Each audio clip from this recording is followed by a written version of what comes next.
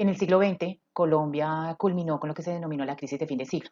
En el año 99, el PIB bajó al menos 4,2%, lo que generó que Colombia empezara un siglo XXI con una crisis económica alta.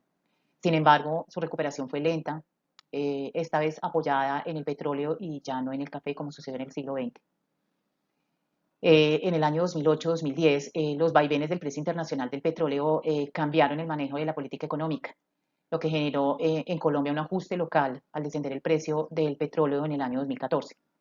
Colombia se mantuvo durante esos 5 o 6 años posteriores. Sin embargo, en marzo del año 2020 llegó la crisis del coronavirus a nivel mundial. El precio del petróleo bajó sustancialmente, en un 30%, de $60 quedó en $21 el barril. No solamente el café, sino empresas colombianas, manufactureras, de producción, en general todas aquellas, el comercio grande, pequeño, tuvo que cerrar, despidos masivos, desempleo, crisis económica altísima, la pobreza extrema llegó, lo que generó y ha generado que Colombia durante estos 3 últimos años haya hecho una recuperación lenta, pero muy segura. Al año 2023 aún hay empresas que se están recuperando y algunas sí cerraron definitivamente. La apertura económica en Colombia se dio en la década de los 90. Fue un poco lenta debido a la ubicación geográfica que en ese momento tenía Colombia con los países desarrollados. Esto obviamente no generó facilidades para que se incorporara el comercio exterior. Adicional a eso, existía un modelo económico proteccionista a nivel de agroindustria que no permitía como el tránsito libre acerca de mercancías y tecnología. Em, Cabe mencionar que independiente de los gobiernos o de las administraciones que hubo en el país para su momento y después de eso, todos intentaban como generar como nuevas estrategias que promovieran el desarrollo, ampliando las exportaciones, con proyección de reindustrialización, transformando ventajas comparativas en competitivas, reducción de los aranceles, acuerdos comerciales con otros países y la estabilidad macroeconómica. Eh, para destacar, los gobiernos que voy a destacar son el de César Gaviria por la aceleración de la apertura económica y el gobierno de Álvaro Uribe por la negociación del Tratado de Libre Comercio. Para el tema del 2020, con el tema de la pandemia, para este proceso se genera la primera declaración de emergencia que se hizo el 17 de marzo del 2020 y allí se validan varios alivios económicos. El gobierno busca apoyo del Banco Mundial y el Banco de la República busca, con su línea de crédito flexible, la ayuda por el Fondo Monetario Internacional para poder conseguir los recursos para suplir toda esta crisis económica y ayudar al país. Hablar sobre la entrega final acerca de la descentralización fiscal de nuestro país, que es entregar a una persona o a un ente la autoridad, la decisión, las competencias, las funciones y los recursos. En estos momentos, creer que no nos podemos llamar descentralizados. ¿Por qué? Porque es que muchos departamentos y municipios aún tienen que sostenerse con las transferencias del gobierno nacional, como así lo indicamos en esta parte, donde los departamentos reciben un 52 y los municipios reciben un 44% de ellas. Es decir, no les alcanza a pagar sus gastos generados en los territorios. ¿Por qué se debe a esto? Porque hace 30 años atrás se creó, pues se tomó esta decisión con el fin de que el territorio sea una persona responsable y autónoma de gestionar su propio desarrollo y tomar sus propias decisiones. Pero como no fueron las reglas claras, no había un ente que lo regulara, hubo demasiado caos, hubo demasiados gastos y no ingresaba dinero para cubrir esos gastos. Por ende, el Congreso y el Gobierno Nacional entregaron esta investigación a la Dirección General del Apoyo Fiscal para que controlara y regulara, pues, estados, departamentos y municipios. Las características, pues otorgar y competencias y funciones, traslada funciones a quien recibe ahora decide, como los gobernadores, las competencias, tareas concretas o funciones, y se desprende el gobierno de ello, porque no es lo mismo lo que recoge Bogotá a lo que recoge, no sé, Santa Marta, Cartagena, Medellín o otros municipios pequeños. Por eso también decidieron hacer como esta descentralización. Bueno, en 1971 pues llega nuestra Constitución colombiana, el cual también trajo un poquito de caos porque hicieron demasiadas transferencias, dando así un déficit fiscal, es decir, un nivel de endeudamiento.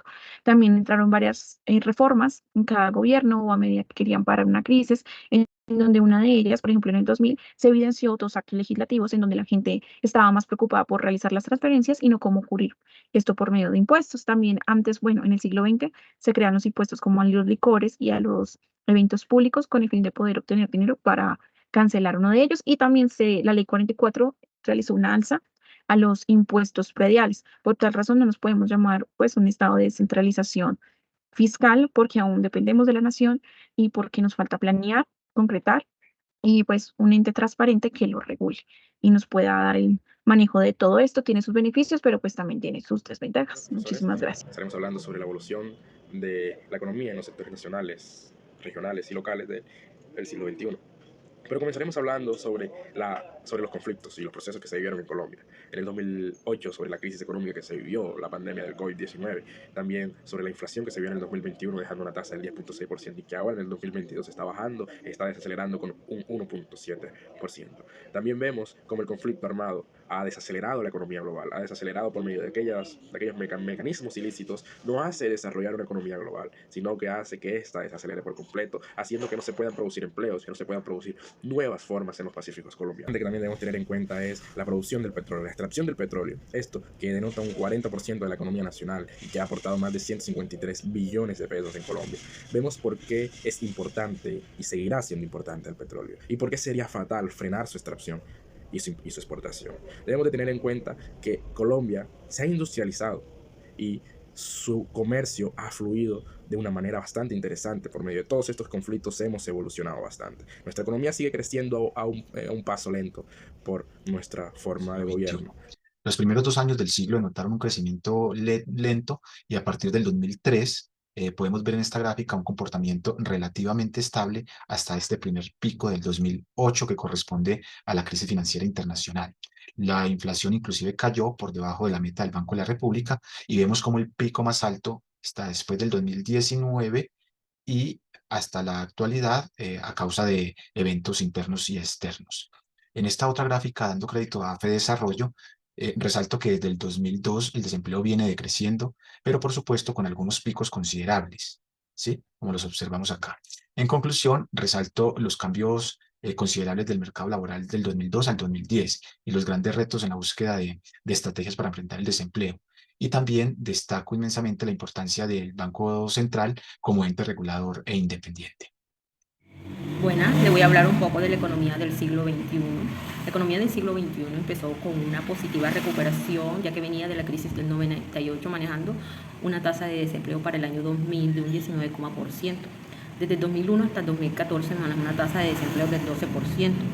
Luego empezó la crisis financiera del 2008, donde se vio afectado el sector externo y interno, las exportaciones y las remesas.